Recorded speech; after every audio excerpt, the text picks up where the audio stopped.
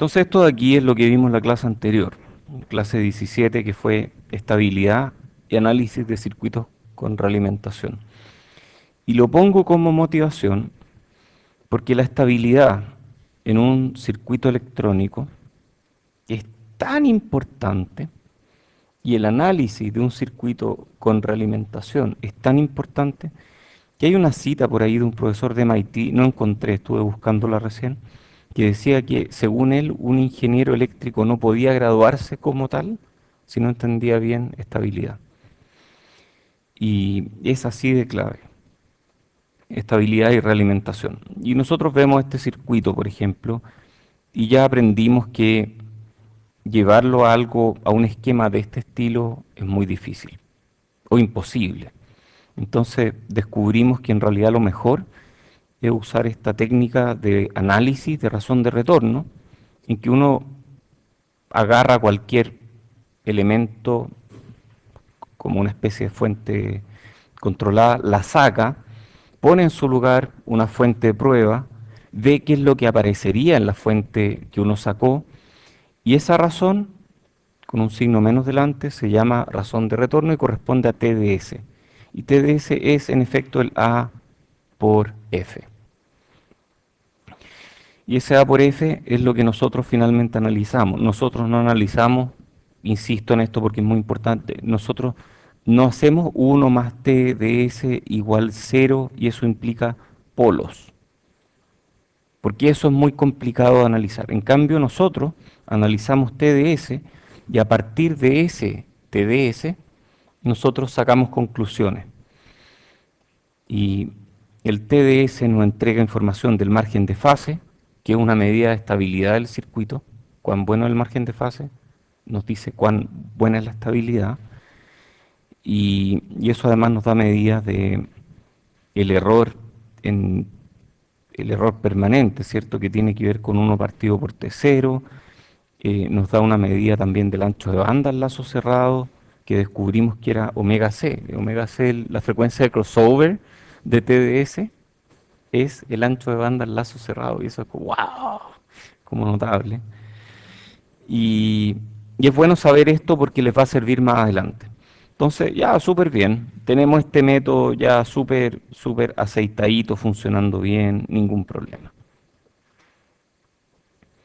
Entonces, ¿qué viene ahora? Ahora viene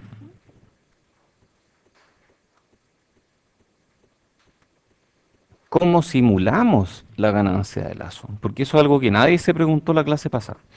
Ya estudiamos el análisis de razón de retorno, acabo de dar una pequeña introducción a eso.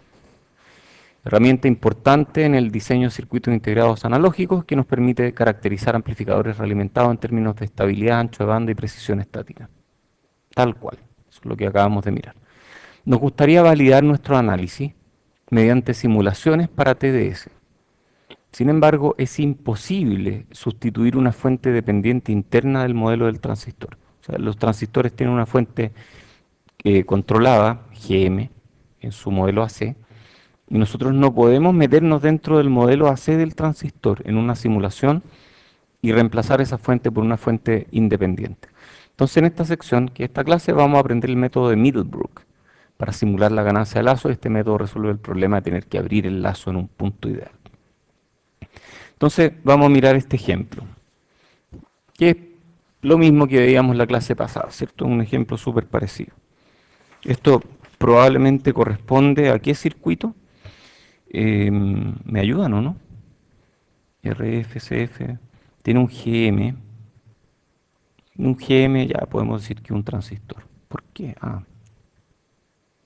Entonces podemos decir que el GM viene de un transistor que tiene su RO también. Tenemos un V sub I. Este CX corresponde al CGS. Tenemos un C sub S aquí. Tenemos,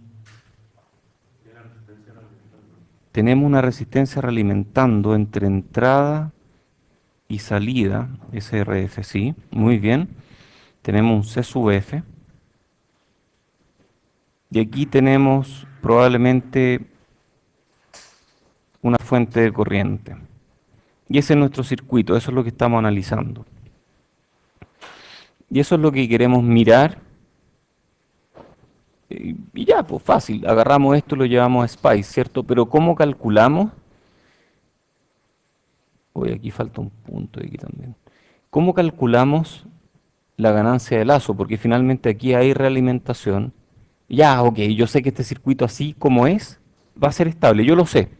A ver, pregúnteme, ¿va a ser estable? Sí, va a ser estable, porque va a tener un polo dominante. Tiene una etapa, va a tener un polo dominante. Pero en general, ¿cómo analizamos esto en Spice? ¿Cómo hacemos el TDS en Spice? Ni idea. ¿Mm?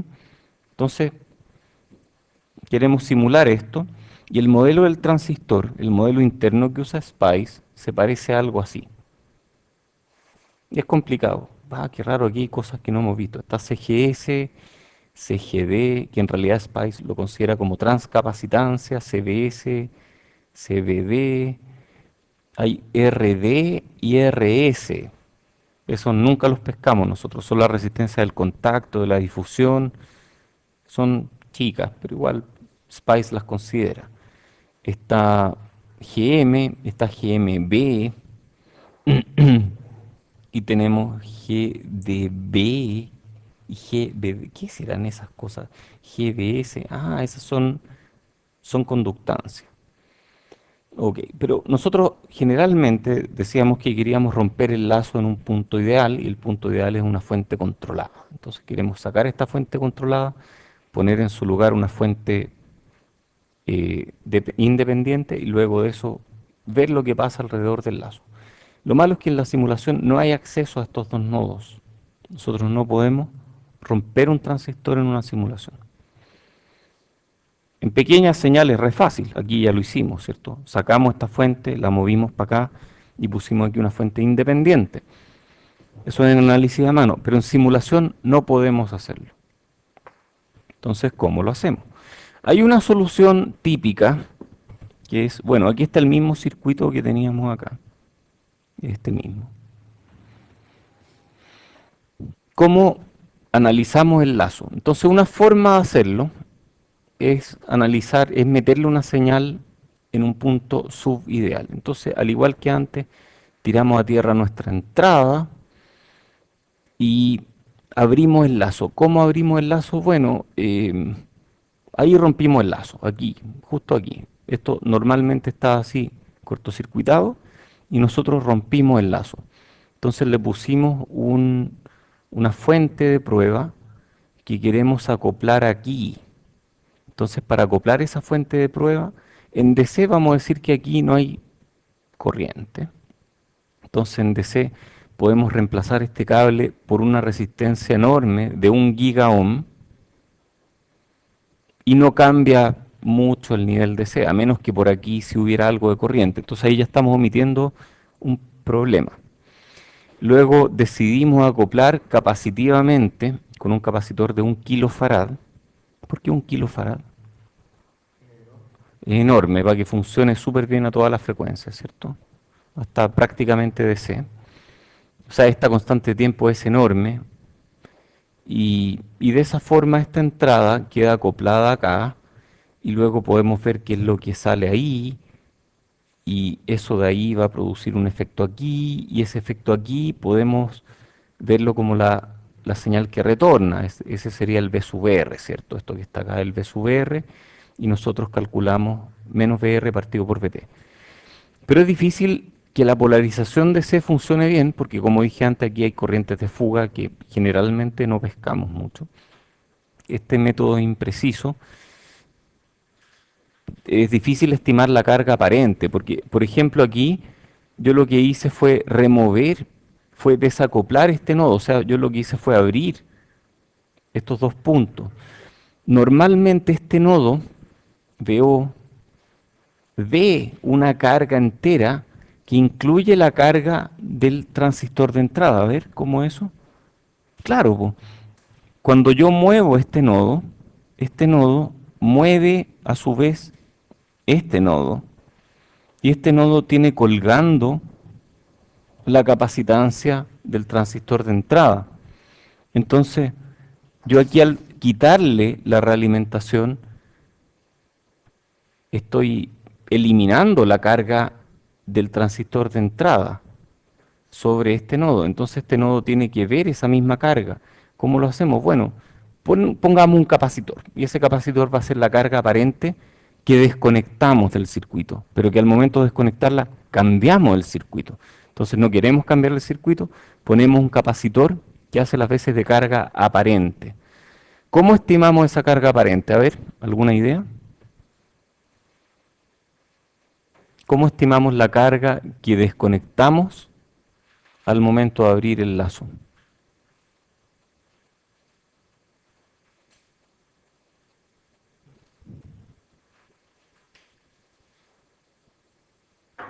Porque esto estaba conectado acá, ¿cierto? Y al desconectarlo, hay una carga capacitiva que dejó de aparecer en este nodo. ¿Cuál carga capacitiva dejó de aparecer en este nodo al desconectar la compuerta del transistor? CGS, va por ahí, ¿cierto? Entonces, hay un CGS que antes yo veía, pero que dejé de ver. Entonces aquí tengo que meterle CGS. Tendré que meterle también el CGD por Miller.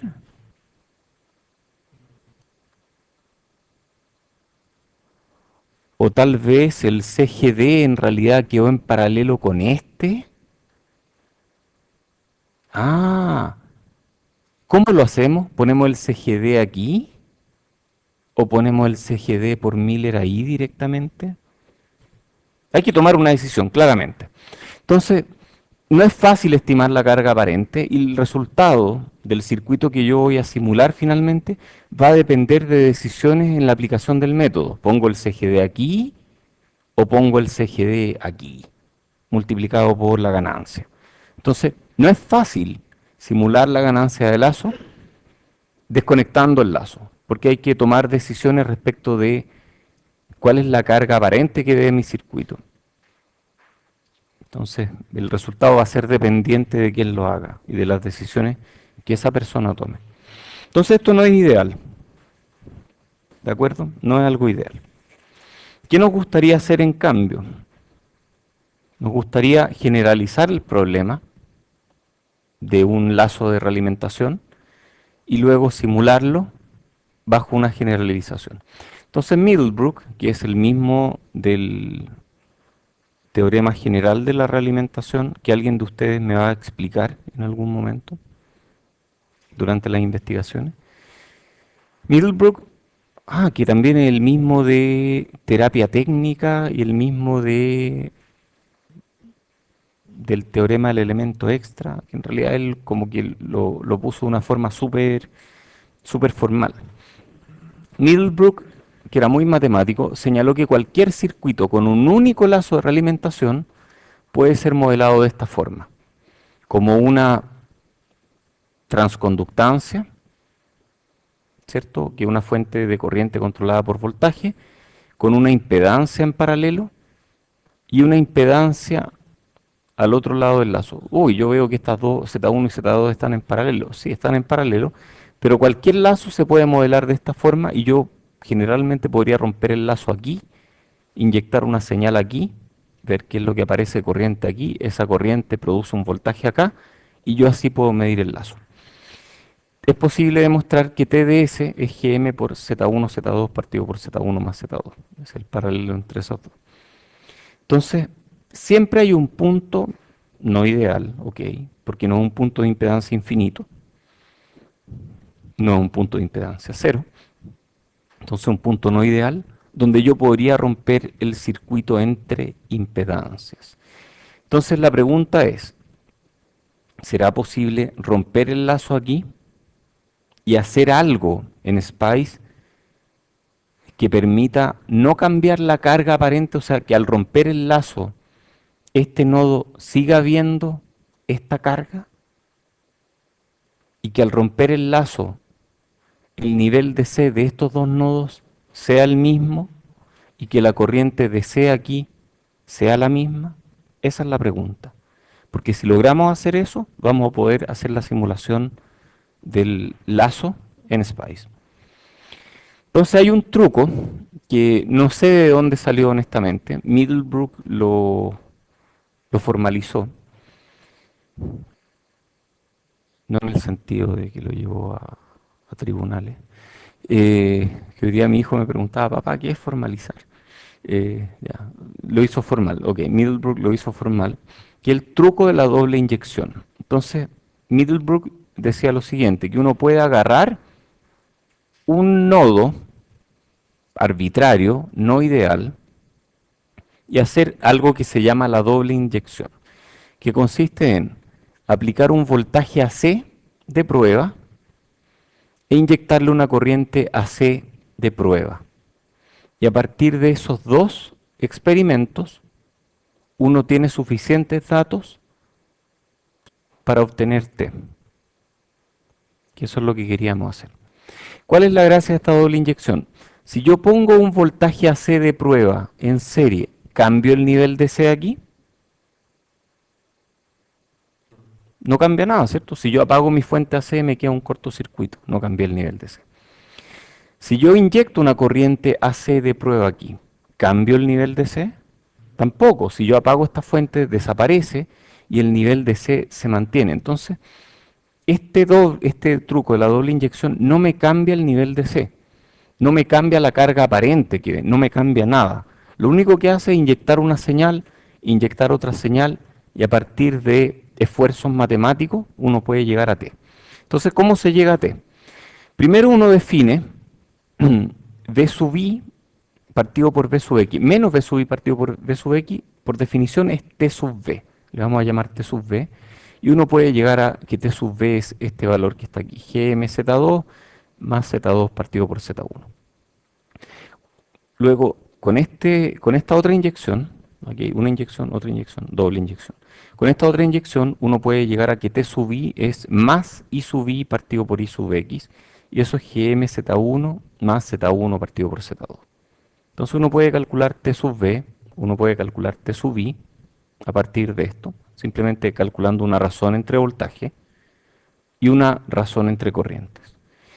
Y con esos dos valores, con T sub V y con T sub I, que uno los puede sacar de simulaciones, de dos simulaciones distintas, uno luego arma T con esta ecuación.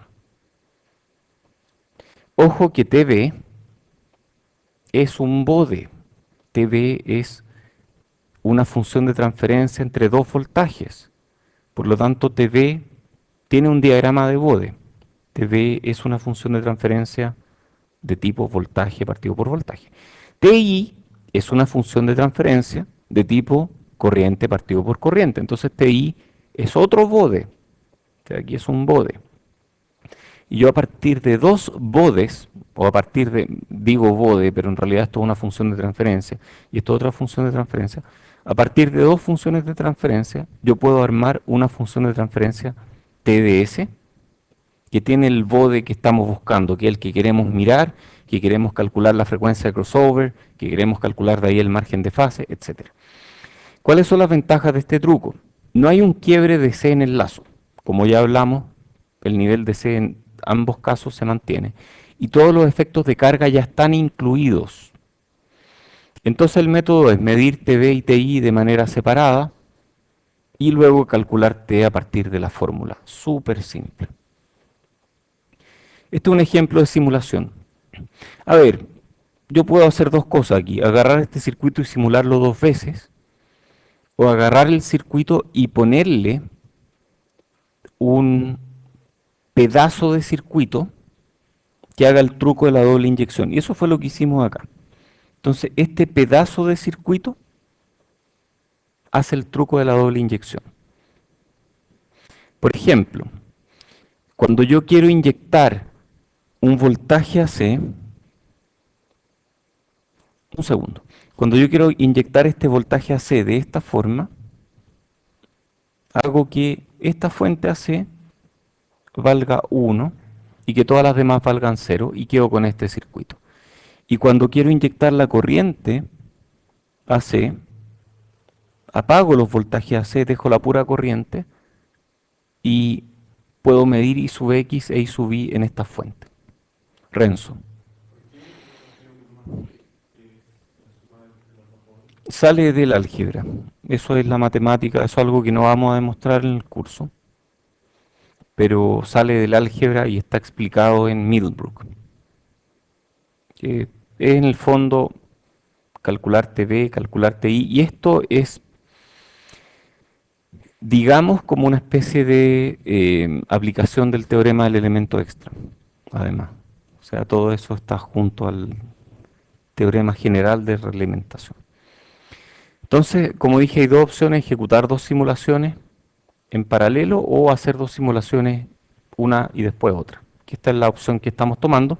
Entonces vamos a poner este circuito que está acá en el lazo de realimentación. Y a este circuito le vamos a llamar eh, loop test.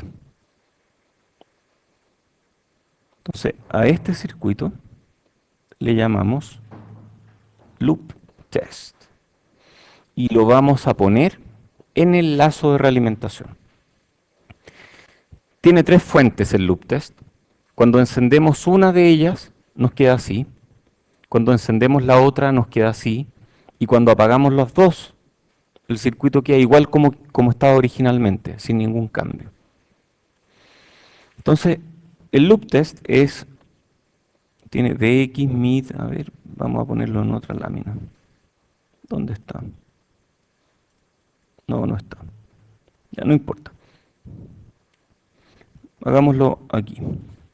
Entonces, este loop test dice dx entre el nodo mid y el nodo x. Entonces aquí hay un nodo mid y un nodo x. Vamos a llamarle al nodo x el que estaba aquí, x. Entonces aquí hay una fuente. Y esa fuente es dx. Luego hay una fuente di entre el nodo mid y el nodo i. Esta es d sub i. Y luego hay un it entre 0 y mid.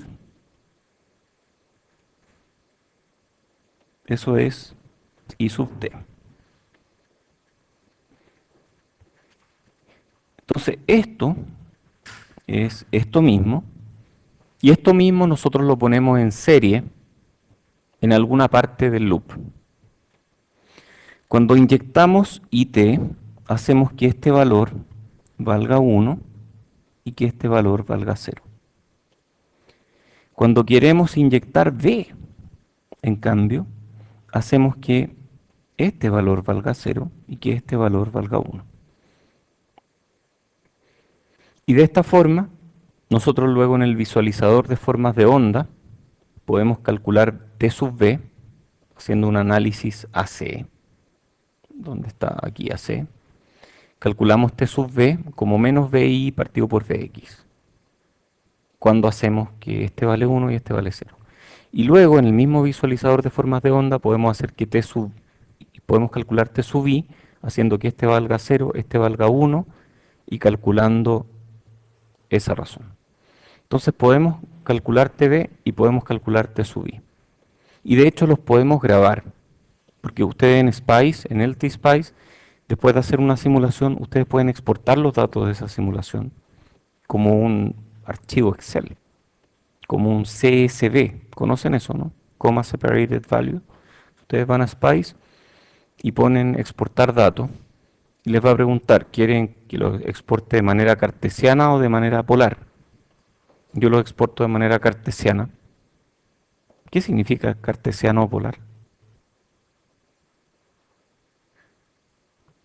¿Será que T es un complejo? Sí, pues T es un complejo, entonces se puede expresar de manera cartesiana o polar. Entonces yo exporto TV, luego corro otra simulación, exporto T sub I, ya tengo dos vectores de TV en función de la frecuencia, TI en función de la frecuencia. Luego voy a Scilab. Yo lo hago en Scilab, si quieren ustedes lo pueden hacer en MATLAB. Yo creé hace un tiempo un par de funciones, una función que se llama load signals, que lo que hace es leer el archivo generado por Spice. Entonces ese archivo que yo acabo de grabar de Spice, que tiene un vector de datos en función de la frecuencia, que yo le llamé tv.txt, Scilab me lo puede leer. Simplemente hace un parsing de este archivo. Luego hice este mismo para TI. Entonces esto viene de Spice. Este también viene de Spice. Y yo grabo TV y TI en Scilab. Luego tengo esta otra función que también creé yo, que es extraer las señales de aquí. Yo extraigo menos VI partido por VX y extraigo la corriente, extraigo las dos, luego extraigo la frecuencia, entonces ya tengo TV, TI y omega. Luego TV phi y TV magnitud son fase y magnitud de TV y luego TI phi y TI magnitud. O sea, estoy extrayendo la fase y la magnitud del bode, es la fase y magnitud de TI. Entonces ahí tengo la fase y magnitud. Y luego hago esto. T igual TV punto por TI menos 1 punto dividido por 2 más TV más TI. ¿Qué es esa fórmula? Es la misma, es exactamente la misma que es esta. Aplico esta fórmula. O sea, lo que yo hago en Scilab después que un post procesamiento me da TV, me da TI, Spice me los da. Y yo en Scilab agarro esos dos y los combino. Tal vez una alternativa que yo no la he hecho, pero ustedes podrían probarla, si quieren, si no quieren meterse con Scilab, es hacer esto mismo con dos circuitos independientes en Spice. Y en un circuito medir TV, en otro circuito medir TI, y luego en el visualizador de formas de onda combinar las dos y hacer T. También podrían hacerlo. ¿De acuerdo? Eso no es algo imposible. Yo no lo he hecho nunca. Yo lo exporto a LTSpice, a Scilab, y desde Scilab yo hago la, esta función. Oye, si alguien quiere exportar todo esto a MATLAB o a Python, feliz de que lo haga, ¿de acuerdo? Si alguien se anima. Estas funciones son relativamente simples. Es simplemente parsear el archivo y sacar información útil de ahí. Si alguien quiere llevarlo a Python, yo se lo agradecería mucho porque yo quiero migrar todas mis funciones de Scilab a Python en el futuro, porque Scilab, me he dado cuenta, no lo usa casi nadie. Así que yo no sé por qué uso Scilab, pero es histórico. Un día lo usé y me pareció bueno y no tenía MATLAB a mano y seguí usando Scilab. Pero si ustedes quieren exportar esto a Python eventualmente y me quieren dar ese archivo, yo feliz lo tomo. Y por supuesto le pueden poner su nombre arriba y todo eso. Ya pues, y luego se hace un plot y luego del plot uno puede analizar, por ejemplo, la frecuencia de crossover y puede analizar automáticamente aquí el margen de fase, que fue lo que yo hice. Entonces el resultado es este. En este color tengo TI, o sea, este de aquí es TI. Esto está en frecuencia logarítmica, esto está en decibeles, o sea, esto es un bode. En verde está TV y en azul está T. O sea, esto es lo que resulta de la ganancia de lazo. Qué choro. O sea, simulé la ganancia de lazo. No sé si lo están viendo, pero voy a volver atrás para que lo vean. Tenía un circuito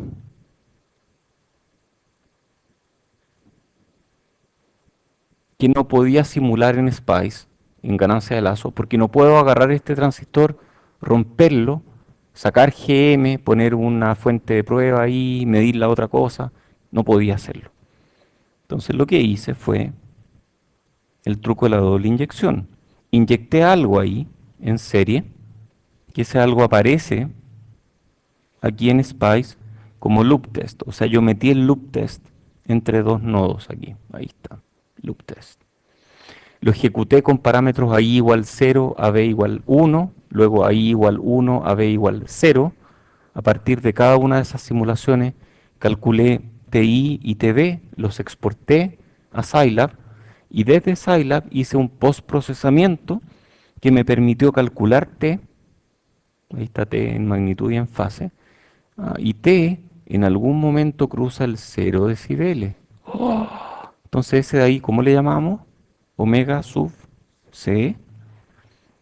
Y para ese omega sub C yo calculo el margen de fase, cuánto falta aquí para llegar a menos 180 grados. Y este programita que hice lo calcula automáticamente. Me dice la frecuencia de crossover es 363 MHz y el margen de fase es 95 grados. Me lo calcula todo automáticamente. Igual es piola, ¿o no? Es bacán, bueno, el descueve, cachilupi, ¿sí? Sí es bueno, ¿no? Ya. Yo tengo estos programas, creo que están en la web. Si no están en la web, pregúntenme y los puedo subir, no, no hay ningún problema. Entonces aquí hay un ejemplo 2 y hacemos lo mismo aquí. Y esto, claro, tiene... Ah, verdad, teníamos circuitos de capacitores conmutados que analizábamos en FI2 y este es totalmente diferencial. Por ejemplo, esto de aquí es eso. Muy bien, pues hagamos el mismo truco. Entonces hay que inyectar... ¿Qué inyectamos aquí? ¿Lo inyectamos aquí? Perdón. Rompamos el lazo aquí. ¿Pero en cuál rompemos? ¿En este rompemos el lazo? ¿En ese rompemos el lazo? ¿Ah? Da lo mismo. El problema es que si metemos una señal aquí, vamos a mover el modo común. Habría que romper los dos juntos. Ya, eso es lo que vamos a hacer exactamente. Entonces vamos a crear un loop test diferencial, que es el mismo circuito del loop test que hicimos antes. El mismo, este, pero que es diferencial. Entonces vamos a hacer un loop test que es para circuitos diferenciales, que va a tener esta forma. Entonces cuando aplico AC igual 1, estoy inyectando una corriente entre estos dos nodos. Y cuando aplico AC igual 0 aquí y AC igual 1 en estos dos, estoy aplicando un voltaje entre este punto y este punto, que es AC, pero que no tiene un valor de C. Sí. ¿Por qué usamos dos si en realidad encendemos una? Encendemos esta y esas dos, ¿qué están haciendo? Bueno, esas dos me sirven para medir la corriente. Porque yo tengo que medir la corriente aquí y la corriente acá. Y el truco para medir la corriente es poner una fuente de voltaje y medir la corriente en la fuente. Sí, es para eso. Muy bien, pues entonces este es el loop test diferencial, este es el circuito. Este mismo está en la web en alguna parte. Y estas son las ecuaciones que finalmente usamos para calcular TB y TI. Hay un nuevo método de Middlebrook, que es del 2006, ya tiene 10 años. Es como el nuevo acceso sur, que también tiene como 10 años y se sigue llamando nuevo acceso sur. Perdón, yo tengo un tema con los nombres. Método de análisis orientado al diseño, el método se llama General Feedback Theorem, y uno de ustedes me lo va a explicar. ¿Quién me lo va a explicar? Buena, Renzo, así me gusta. Entonces tú me vas a explicar este método a mí y al resto del curso. Hay referencias aquí, puedes mirarlos aquí, y hay grupo de Yahoo, de Middlebrook también. Sí, está muerto. Su señora mantiene este sitio, si es que está viva todavía. Y si no, hay gente que está preocupada de que esto no... Sí, sí, Middlebrook ya murió hace como 5 años, más o menos. Lo cual fue una gran pérdida. Bueno, ¿y qué pasa si hay muchos lazos de realimentación?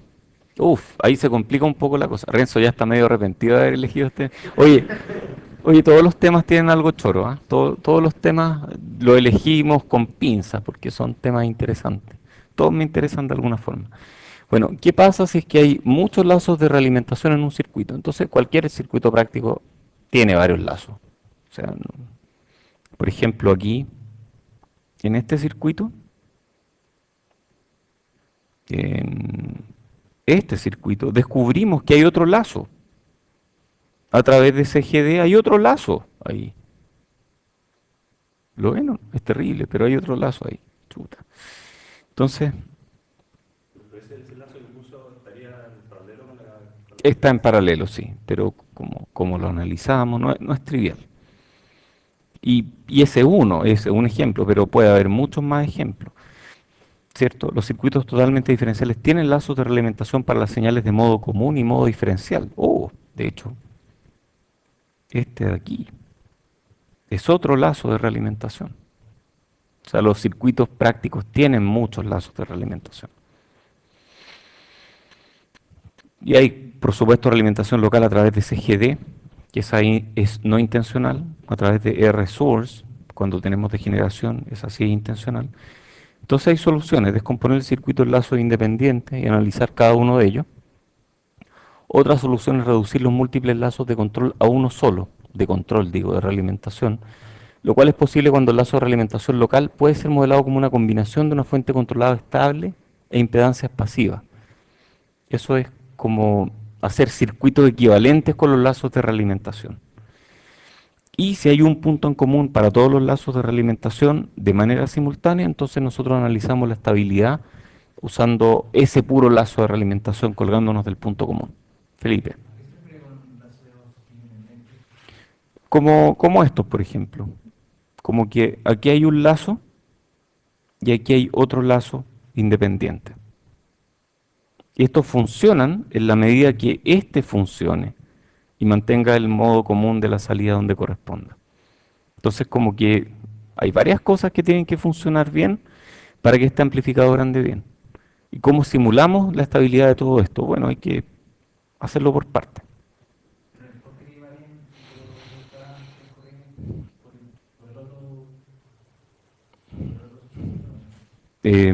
¿Cómo fue? Ujú. A ver, hay perturbaciones mutuas. Perturbaciones en uno afectan el otro, sí. Eso ocurre.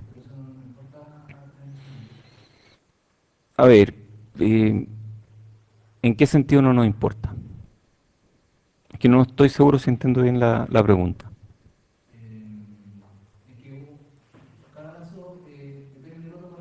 Sí, claro, uno asume que el otro está funcionando bien. Y luego simulas uno y luego asumes que ese funciona bien y simulas el otro. Sí, así esa es una forma. Y bueno, el recurso final siempre es la simulación transiente. Lo malo de las simulaciones transientes es que toman mucho tiempo, toman muchos recursos del computador, producen archivos de muchos megas, pero la simulación transiente es lo que nos dice si es que algo está o no está oscilando.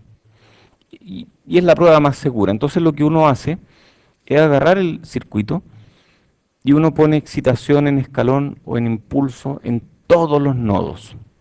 Entonces ponemos fuentes en serie, por ejemplo, fuentes de voltaje en serie, y ponemos pequeños escalones o pequeños impulsos, o ponemos fuentes de corriente en paralelo con todos los nodos, y ponemos pequeños escalones o pequeños impulsos en todos los nodos, y vemos qué sale. Y lo más probable es que si el circuito está funcionando bien y ponemos escalones o impulsos en todos los nodos, vamos a ver que las salidas van a sufrir pequeños escalones también. Y esos pequeños escalones van a tener ringing, ¿cierto? Por ejemplo, aquí contamos 1, 2, 3, 4, 5. 5 sobre oscilaciones. ¿Sí? Bueno. La simulación transiente nos permite visualizar directamente la inestabilidad y permite determinar de manera aproximada el margen de fase a partir del ringing. Esta es una tabla que saqué de esta página web, hay un documento, donde me dice el margen de fase en función del número de oscilaciones. Por ejemplo, si esta cosa es así, yo cuento 1, 2. Y con 2 tengo un margen de fase del orden de 40 grados. Estos cálculos aquí son exactos, pero uno puede hacer aproximaciones, ¿cierto? Si veo 3, 1, 2, 3, margen de fase horrible. ¿Ah? Y así, po. Lo típico es que el margen de fase esté por ahí más o menos. O sea, uno no debería ver, o a lo más se ve algo así, con un par de sobreoscilaciones, algo así por ahí. Miren este documento. Y lo otro es que el Z, que es el Z que calculábamos en circuitos cuando teníamos polos complejos conjugados, ¿se acuerdan? Que era era algo así como lo que mueve al mundo. Amor. Eso, amortigua, eso. Ya, muy bien. Ya, es que no me acordaba mucho. Eso, muy bien. El amor. Entonces el factor de amortiguamiento también uno puede calcularlo de manera más o menos aproximada según el margen de fase partido por 100. Esta fórmula es realmente así, una aproximación, muy aproximada, pero vale más o menos entre 35 y 80 grados. Entonces justo el rango donde nos interesa mirarlo, así que esta es una buena ecuación para recordar. Eso, y aquí hay más referencias. Renzo, toma nota. ¿Sí? No, ahí no se puede ver. Cuando hay cero, realmente no, esto no nos dice mucho acerca del margen de fase. Es difícil verlo. Sí, miren esto, ¿ah? Esto es interesante. Yo no había visto esta tabla y ayer cuando estaba trabajando en estas láminas dije, tiene que haber algo y encontré este documento. Entonces existe. Es algo que alguien se lo ha preguntado antes que yo. Eso pues. Bueno, no hay mucho más. Dejemos la clase aquí. ¿Hay dudas? No hay dudas. Bien. Ah, hay dudas. Muchas, demasiadas. ¿Hay dudas de la clase anterior que quedaron de mirarla? Ya pues, está bien. Si hay dudas, de ahí me preguntan. Bueno, como siempre, muchas gracias por